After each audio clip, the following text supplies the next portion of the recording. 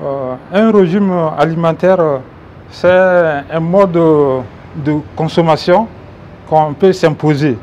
Maintenant, il y a différents types de régimes alimentaires en fonction de son choix ou bien de l'objectif visé. Donc, on peut adopter de tel ou tel régime. Le régime végétarien, ça ne date pas d'aujourd'hui. Ça remonte depuis la Grèce antique. Il y avait un philosophe très connu, Pythagore, qui était végétarien. D'ailleurs, on dit que c'est le père du régime végétarien. Donc, depuis cette époque-là, il y avait des personnalités qui pratiquaient ce régime-là. Donc, la différence, c'est simple. Donc, le végétalien, lui, c'est uniquement végétal. Mais par contre, le végétarien, lui, il peut manger des végétaux ou des produits d'origine d'origine végétale ou bien d'origine animale aussi. Par exemple, les œufs ou bien le lait ou les produits laitiers, tels que le beurre, le fromage. Le végétarien, lui, il peut manger ça. Mais le végétalien, lui, c'est uniquement végétal.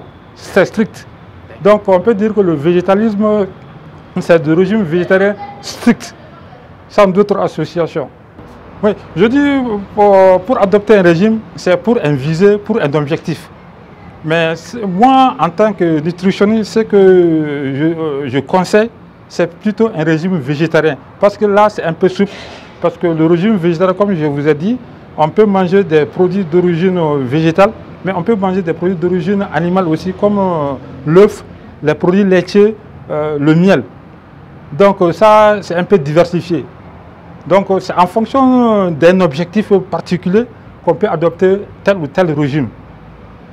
Mais je pense que la priorité doit être donnée au régime végétarien. Maintenant, adopter un régime aussi, il faut tenir compte de certains facteurs, de certains paramètres.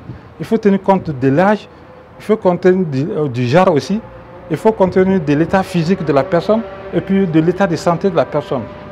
Donc on ne peut pas adopter un régime comme ça. Donc il y a beaucoup de paramètres à voir avant d'adopter un régime ou d'opter pour un régime alimentaire. Dans tout chose, il y a des avantages, il y a des inconvénients. Mais ceux qui disent que ceux qui mangent tout et qui peuvent vivre mieux par rapport à un régime, à ma connaissance, je n'ai pas vu d'études scientifiques dans ce sens. Parce que, le régime végétarien, c'est les végétaux et puis les produits d'origine animale, comme le beurre, le lait, les produits laitiers ou autre chose. Maintenant, ils excluent la viande. Parce que le problème, en fait, c'est au niveau de la consommation de la viande. Si on dit la viande, il y a la viande rouge et la chair rouge, la chair blanche aussi. La chair blanche, c'est très généralement les volailles et autres là. Donc le végétarien pur, le végétarien ne mange pas la volaille, ne mange pas les fruits de mer, ne mange pas aussi le poisson et les fruits de mer. Donc souvent cela peut entraîner certaines carences, notamment les carences en fer. Parce qu'on sait que le fer d'origine animale est mieux absorbé par l'organisme que le fer d'origine végétale.